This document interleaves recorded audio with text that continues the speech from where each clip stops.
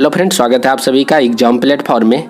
तो आज हम लोग एसएससी जीडी का सेट प्रैक्टिस हम लोग थर्ड देखने वाले हैं। इससे पिछले वाले वीडियो आप लोग यदि नहीं देखे तो आप लोग उसे भी ज़रूर देखें। तो आज हम लोग प्रीवियस ईयर का पेपर देखेंगे। ये पेपर आपका जो है जीके जीएस और करेंट अफेयर्स का पेपर है। तो आप लोग यदि एसएससी जीडी का तैयारी कर रहे हैं तो आपके लिए बहुत ही ज़्यादा इंपॉर्टेंट ये सेशन है, क्योंकि प्रीवियस ईयर का बहुत सारा क्वेश्चन जो है एग्जाम में आता है। तो चलिए देखते हैं फर्स्ट क्वेश्चन। फर्स्ट क्वेश्चन आपका, हर साल अगस्त के दूसरे शनिवार को अल्पुझा के पास आयोजित नेहरू ट्रॉफी प्रतियोगिता डैश श्रेणी की सबसे प्रतिस्पर्धी और लोकप्रिय है। तो आपको बताना है कि सिंपल सा है कि नेहरू ट्रॉफी प्रतियोगिता किस खेल से संबंधित है। फर्स्ट ऑप्शन है आपका बैडमिंटन से, सेकेंड है आपका बास्केटबॉल, नौका दौड़, उसके बाद घुड़दौड़। तो आपका राइट आंसर क्या हो जाएगा? नौका दौड़ आपका बिल्कुल सही जवाब हो जाएगा। क्या हो जाएगा? नौका दौड़। तो उसके बाद हमें ये भी जानना है कि नौका दौड़ जो प्रतियोगिता जो नेहरू ट्रॉफी जो आयोजित किया गया, ये फर्स्ट टाइम कब हुआ था? तो 1952 ईस्वी में फर्स्ट टाइम मनाया गया था। तो यह फर्स्ट बार जो है 1952 में जवाहरलाल नेहरू की जो अल्पुझा यात्रा की स्मृति में आयोजित की गई थी। इसे भी आप लोग इसे याद रखेंगे। उसके बाद है आपका सेकंड क्वेश्चन, संगीत नाटक अकादमी भारत की संगीत, नृत्य और नाटक की राष्ट्रीय अकादमी है। इसे 1952 में तत्कालीन डैश भारत सरकार के एक प्रस्ताव द्वारा बनाया गया था, जिसके पहले अध्यक्ष डॉक्टर पीवी राजमन्नार थे। तो आपको बताना है कि राष्ट्रीय अकादमी जो है नृत्य और नाटक राष्ट्रीय अकादमी जो है 1952 में किस मंत्रालय के द्वारा जो है इसे जो है बनाया गया था। तो आपका राइट आंसर क्या हो जाएगा? राइट आंसर हो जाएगा आपका शिक्षा मंत्रालय। तो अभी प्रेजेंट टाइम में शिक्षा मंत्री कौन है? तो शिक्षा मंत्री आपका धर्मेंद्र प्रधान जी है। उसे भी आप लोग याद रखेंगे। उसके बाद है आपका तीसरा नंबर क्वेश्चन, आपका साइंस से रिलेटेड है। क्वेश्चन है आपका, ध्वनि की प्रबलता किस इकाई में मापी जाती है? बहुत ही अच्छा क्वेश्चन है। फर्स्ट ऑप्शन है डेसिबल, वाट पर वर्ग मीटर, हर्ट्ज है, उसके बाद ध्वनि की तीव्रता है। तो इसका राइट आंसर हो जाएगा आपका डेसिबल। तो डेसिबल के द्वारा जो है ध्वनि की प्रबलता की इकाई को मापा जाता है। वहीं पे यदि हम लोग हर्ट्ज की बात करें तो ये ध्वनि की आवृत्ति को मापा जाता है। वहीं पे वाट पर वर्ग मीटर की यदि हम लोग बात करें तो ये आपका ध्वनि की तीव्रता की इकाई हो जाता है। तो इसे भी याद रखेंगे, ध्वनि की तीव्रता की इकाई हो जाएगा वाट पर वर्ग मीटर। उसके बाद यदि आवृत्ति यदि पूछे तो आपका हर्ट्ज हो जाएगा। चलिए उसके बाद आगे बढ़ते हम लोग। क्वेश्चन है आपका, प्रसिद्ध पुस्तक अर्थशास्त्र हमें बताता है कि मौर्य काल के दौरान उत्तर पश्चिम क्षेत्र कंबलों के लिए तथा डैश सोने और कीमती पत्थरों के लिए महत्वपूर्ण है। जिस तरह से मौर्य काल का जो है उत्तर पश्चिम वाला आपका जो है, उत्तर पश्चिम वाला आपका क्या है, जैसे यहाँ पे दिया गया है उत्तर पश्चिम, तो उत्तर पश्चिम वाला जो आपका जो इलाका है वह मौर्य काल का जो है कंबलों के लिए प्रसिद्ध है। उसी तरह से आपका कौन सा जो दिशा है जो सोने की कीमतों के पत्थरों के लिए महत्वपूर्ण है? तो आपका राइट आंसर क्या हो जाएगा? दक्षिण भारत आपका बिल्कुल सही जवाब हो जाएगा। वही यदि अर्थशास्त्र का यदि लेखक पूछा जाए आपसे तो कौटिल्य हो जाएगा, जिसे हम लोग विष्णुगुप्त के नाम से भी जानते हैं और कौटिल्य के नाम से भी जानते हैं। यानी कि कौटिल्य, चाणक्य, विष्णुगुप्त वही हो गया जिन्होंने अर्थशास्त्र का जो है क्या किया, रचना किया। जो अर्थशास्त्र जो है राजनीति से संबंधित है, ये भी आप लोग ध्यान में रखेंगे। अर्थशास्त्र जो बुक है वह किस सब्जेक्ट से संबंधित है? तो वह राजनीति से संबंधित है। उसके बाद आगे बढ़ते हैं। 5 नंबर क्वेश्चन है, भारत के निम्नलिखित में से किस राज्य में बोनालू त्यौहार मनाया जाता है? पश्चिम बंगाल, तमिलनाडु, असम, तेलंगाना। तो आपका राइट आंसर क्या हो जाएगा? तेलंगाना आपका बिल्कुल सही जवाब हो जाएगा। आप लोग तेलंगाना के बारे में याद रखेंगे कि तेलंगाना का जो स्थापना हुआ है वो जो है 2 जून 2014 को इसका जो स्थापना हुआ है। आप लोग इसे भी याद रखेंगे, 2 जून 2014, जो कि आपका जो है 28वां राज्य बना है। कौन? तेलंगाना। उसके बाद आगे बढ़ते हम लोग। निम्नलिखित में कौन सा भारतीय रिजर्व बैंक का कार्य है? फर्स्ट आपका है मुद्रा जारी करना, सेकंड है अंतिम ऋणदाता। तो आपका जो आरबीआई का जो आपका जो कार्य है, ये दोनों कार्य हो जाएगा आपका आरबीआई का।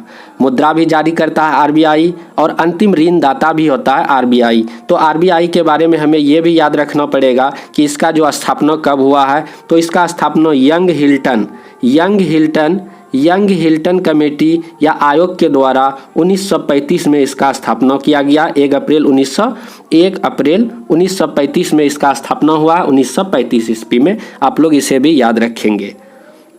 उसके बाद आगे बढ़ते हम लोग। डैश ने जून 2023 में महिला उद्यमियों को सशक्त बनाने के लिए DAY डे नूलम NULM नूलम के साथ साझेदारी किया है। इनमें 4 आपका संस्था है, तो आपका राइट आंसर क्या हो जाएगा? राइट आंसर आपका UNDP हो जाएगा। तो UNDP ने आपका जो है डे नूलम के साथ जो है साझेदारी किया है, तो वह महिला उद्यमियों के सशक्त बनाने के लिए। हालांकि ये जो है 2023 का करेंट अफेयर्स है। उसके बाद आगे बढ़ते हैं। क्वेश्चन है आपका, भारत सरकार द्वारा आयोजित सामाजिक, आर्थिक और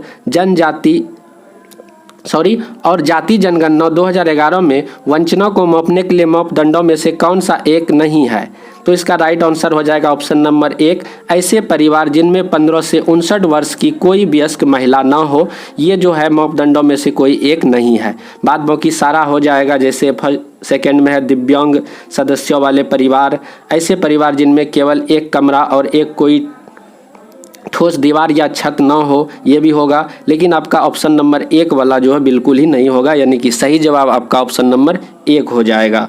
उसके बाद है आपका 9 नंबर, सुप्रीम कोर्ट के किस पूर्व न्यायाधीश को आंध्र प्रदेश के राज्यपाल नियुक्त किया गया है? तो आंध्र प्रदेश का राज्यपाल आपका कौन सा हो जाएगा? तो आपका जो S अब्दुल नजीर आपका बिल्कुल सही जवाब हो जाएगा। ऑप्शन नंबर 2 आपका बिल्कुल सही जवाब है। तो आपको बताना हो कि प्रेजेंट टाइम में जो है आंध्र प्रदेश का जो CM कौन है? तो प्रेजेंट टाइम में आंध्र प्रदेश का CM आपका चंद्रबाबू नायडू जी है। उसके बाद आपका जो है, यदि इसका स्थापना पूछे तो 1 अक्टूबर 1953 को जो है भाषाई आधार पे सबसे पहले यदि राज्य कोई बना है तो वह राज्य कौन सा है? तो आंध्र प्रदेश आपका बिल्कुल राइट आंसर हो जाएगा। तो इसका जो है अभी जो है CM चंद्रबाबू नायडू जी है, और यहाँ के राज्यपाल जो आपका जो है S अब्दुल नाजिर प्रेजेंट टाइम में है। उसके बाद बढ़ते अगले क्वेश्चन की तरफ। स्वतंत्रता के बाद, क्वेश्चन आपका, स्वतंत्रता के बाद भारत के प्रथम प्रधानमंत्री जवाहरलाल नेहरू ने डैश प्रभाव में 1951 में अपनी पहली FYP शुरू किया।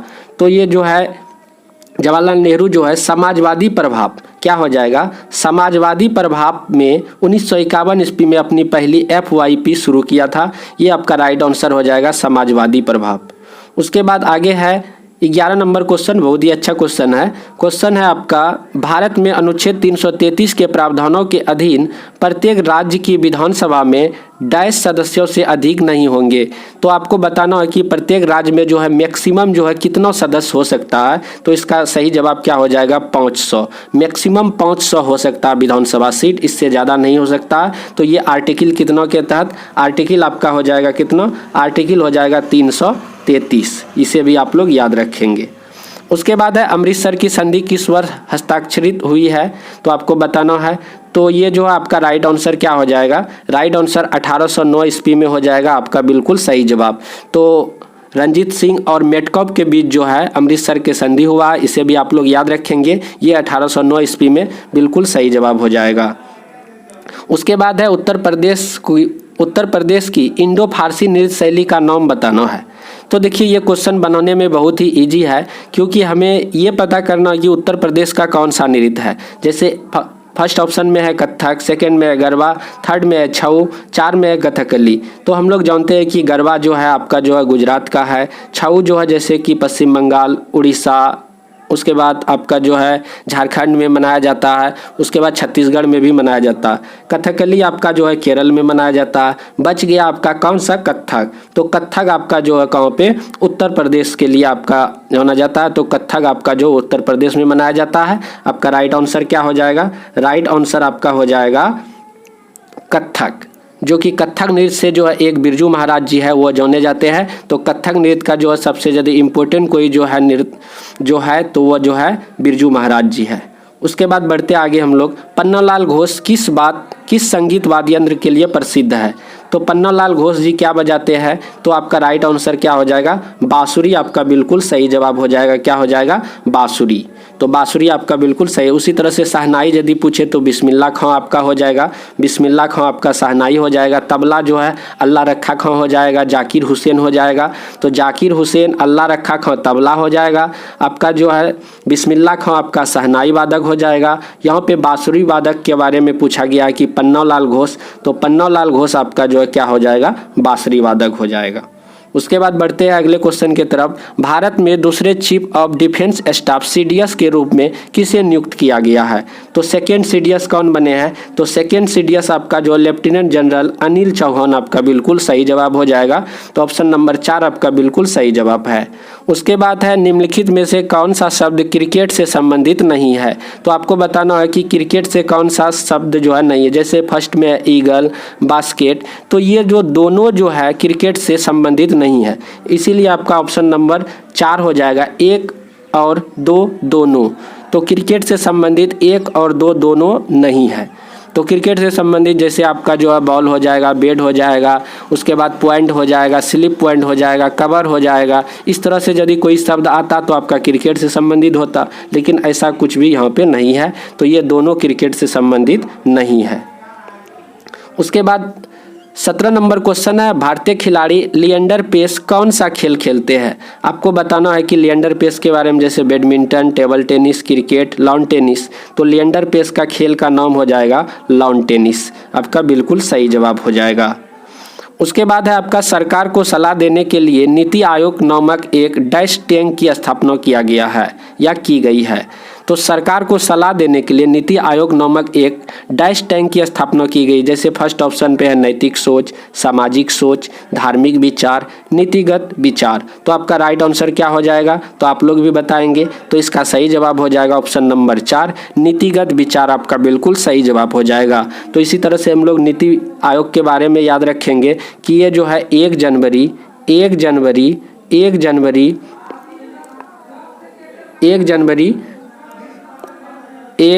2015 में इसका स्थापना हुआ है। और नीति आयोग का स्थापना जो हुआ है, इसका जो है नीति आयोग का जो हेड होता है, अध्यक्ष कौन होता है? प्रधानमंत्री होता है। जो प्रधानमंत्री आपका जो प्रेजेंट टाइम में जो है नरेंद्र मोदी जी है। तो इसे भी आप लोग याद रखेंगे। और इसका जो है नीति आयोग का उपाध्यक्ष और आपका सीईओ भी आप लोगों को याद रखना है। चलिए बढ़ते अगले क्वेश्चन की तरफ। संविधान सभा को डैश को भारत के संविधान को अपनाया गया। संविधान सभा ने डैश को भारत के संविधान को अपनाया गया था। तो इसका सही जवाब क्या हो जाएगा? सही जवाब हो जाएगा 26 नवंबर 1949 को भारत के संविधान को अपनाया गया था। तो संविधान सभा ने भारतीय संविधान को कब अपनाया है? तो ये 26 नवंबर 1949 को अपनाया है। इसे भी याद रखेंगे। और लागू करने की यदि बात यहाँ पे पूछा जाता तो लागू आपका कब हो जाता? 26 जनवरी 1950 को लागू हो जाता। उसके बाद देखिए 20 नंबर लास्ट क्वेश्चन है आपका। जनगणना 2011 के अनुसार निम्नलिखित में से किस राज्य में महिला साक्षरता दर सबसे अधिक है? यदि आपका महिला पूछे, पुरुष पूछे या आपका जो है महिला पुरुष दोनों पूछे तो भी आपका जो है कौन सा राज्य हो जाएगा? आपका केरल आपका बिल्कुल राइट आंसर हो जाएगा। यदि सबसे कम यदि पूछता तो बिहार हो जाता। तो यहाँ पे जो है महिला साक्षरता दर सबसे अधिक पूछा गया है, तो केरल आपका बिल्कुल सही जवाब हो जाएगा। इस तरह से टोटल हम लोग 20 क्वेश्चन कवर कर चुके। तो आप लोगों को बताना कि कितना स्कोर आया है और कैसा लग रहा है ये सेशन, आप लोग कमेंट पे ज़रूर बताएंगे और शेयर भी कीजिए अपने फ्रेंडों को। चलिए मिलते हैं अगले वीडियो पे। जय हिंद, जय भारत।